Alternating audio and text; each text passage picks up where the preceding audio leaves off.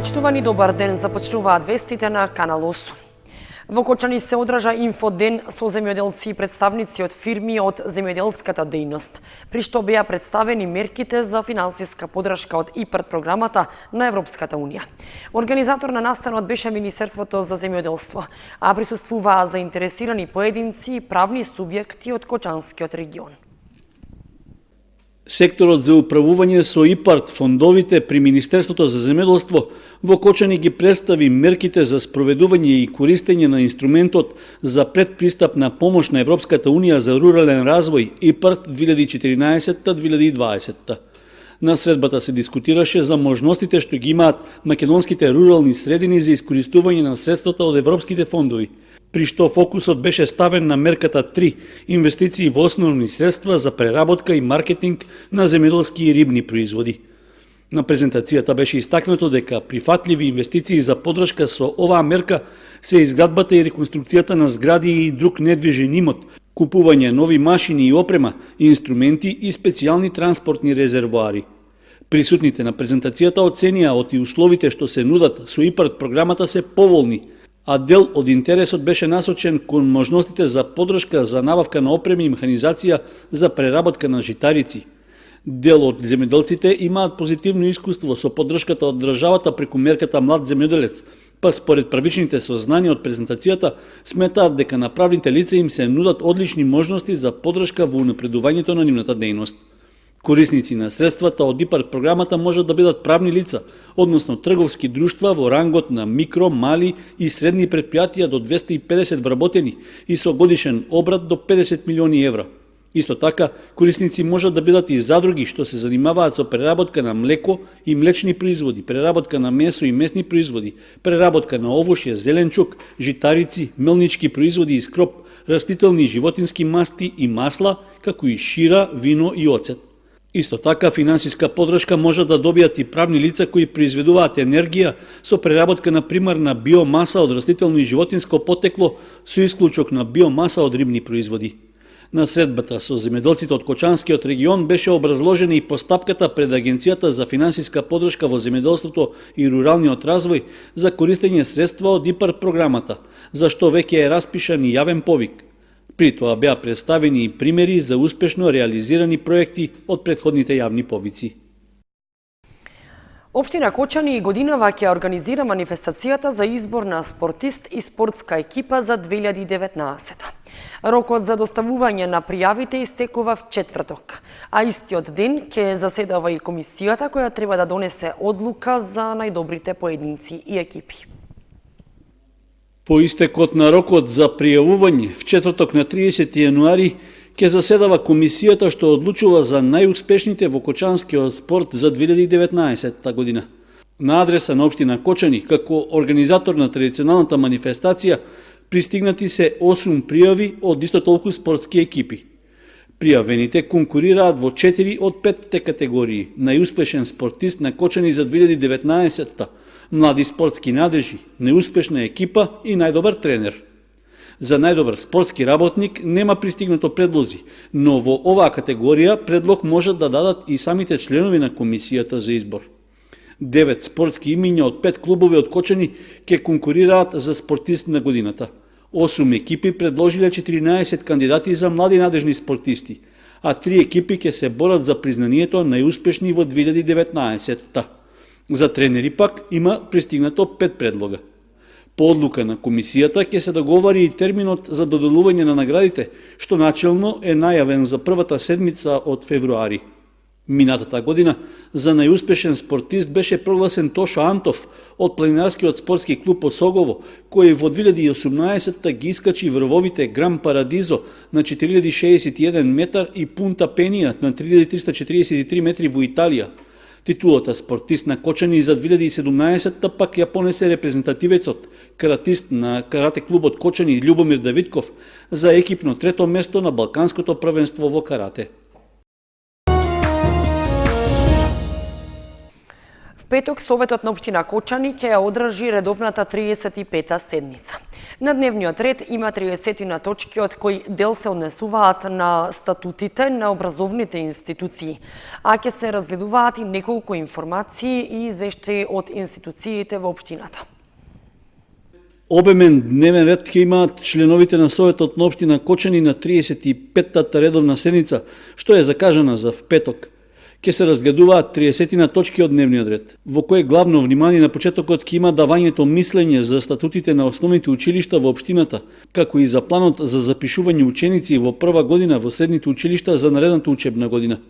Исто така ќе се разгледува и програмата за реализација на планираните екскурзии за средношколците. Советниците ќе расправаат за утврдување на вредноста на бодот за пресметка на платите за вработените во детската градинка Павлина Велјанова и во комуналното предпријатие Водовод. Ќе се разгледуваат и информациите за чистењето на речните корите и каналите за наводнување и одводнување, за квалитетот на водата за пиење од градскиот водовод и другите водоснабдителни системи, како и информациите за активностите на Сдруженијата за лица со хендикеп и за пошумувањето и заштитата од ерозија.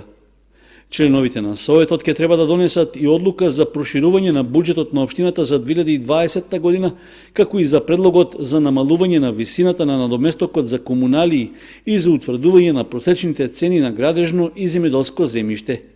Покрај тоа на дневниот ред се уште неколку точки, што заедно со претходните ќе се разгледуваат на седниците на комисиите, што се закажани за среда. И на 35-та редовна седница на Советот на општина Кочани ќе се одржи в петок со почеток од 9 часот. До 31 март трае обновата на потребната документација за продолжување на правото за родителски додаток за трето и четврто дете.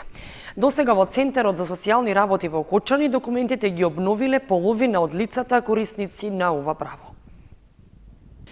Во тек е обновата на документи за родителски додаток за трето и четврто дете. Такви корисници во Кочани и регионот имаме 429, а од почетокот на годината документите ги обновиле половина. Ако продолжи со ова темпо, повеќе од сигурно е дека сите корисници до крајниот рок 31 март ќе ги обноват документите за искористување на правото.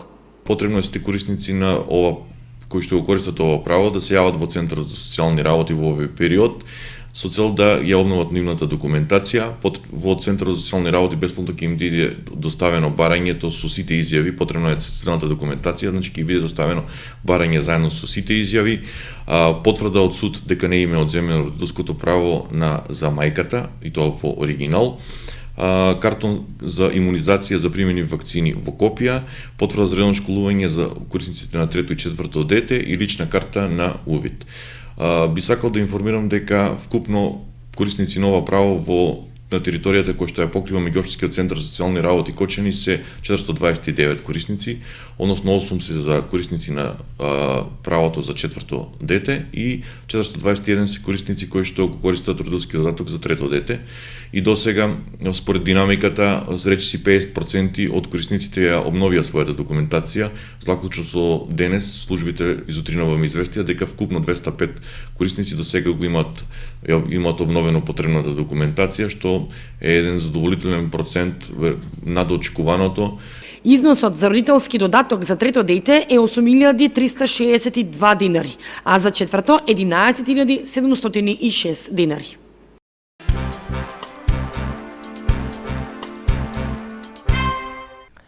Започна циклусот работилници како дел од проектот Црвен крст во акција промоција на хумани вредности.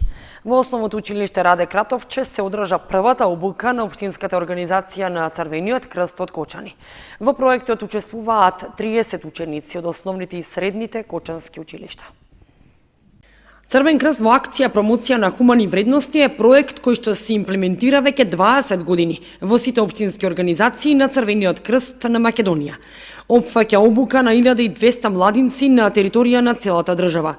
Секоја општинска организација обучува по околу 30 младинци на унифициран начин и преку проектот добиваат одредени знаења како сами да изработат проект кој ќе биде од големо значење за општината во која се наоѓа организацијата. Во салата на основното училиште Раде Кратовче, општинската организација на Црвениот крст од Кочани ја спроведе првата обука за оваа година со 30 млади лица, преку која постепено ќе се надоградуваат знаењата на младинците за изработка на проектите. Ланската година, во 2019, се изработени 150 мали проекти, обучени се 1991 младинец, исто така и се собрани над 34.000 евра за помош на социјално ранливите семејства и за нашата заедница. Исто така, ова програма работиме во нашето училиште, со тоа што денес се одржува првата работилница. На оваа прва работилница ќе запознаеме со Црвениот крст, со историјатот на Црвениот крст. Втората работилница ќе се одржи на 13 февруари, додека имаме и трета работилница со која тие ќе се запознаат поточно за проектите и со тоа ќе ги почнеме нашите проекти. Денес се почнува циклусот за оваа програма, овогодинешниот циклус од 2020 година. Следната активност ќе се одржи во гимназијата Љупчо Сантов. ПХВ проектот се спроведе и минатата година, кога младинците кои учествуваа помагаа на социјално ранливите категории семејства. Уметници од Кочани, учесници на 26-та ликовна колонија Лазар Софијанов во Кратово, твореа на тема староградска архитектура на Кратово. Делата од колонијата се изложени во Центарот за култура Бели Мугри. Со успех и квалитетни ликовни творби заврши 26-та поред меѓународна младинска ликовна колонија Лазар Софијанов Кратово во организација на Домот на културата во Кратово. Учество зедоа околу 30 на млади уметници од Македонија, меѓу кои и двајца уметници од Кочани. Е работено повеќе техники како што е темпера, акрил, на цртежот може да се сретне и лавирен туш, акварел и повеќе други техники кои што се комбинирани. Навистина оваа изложба може да се погледне голем квалитет во самата изработка. Опфатена е архитектурата, значените делови од самиот град Кратово, кој што изобилува со премногу стара архитектура, стари мостови, кули. Уметниците од Кочани кои што учествуваа на колонијата освоија и награди. Ние таму стекнавме многу добри другарства. Ние од една прошетка видовме многу убавини од Кратово. Фотографиравме и потоа одма почнавме со сликање, по цели вечери работевме. Беше многу интересно, имаше многу добра организација и многу добра атмосфера за работа. Јас бев еден од избраните за да учествувам на ликовниот конкурс. Искуството беше убаво и убаво си поминавме, цртавме.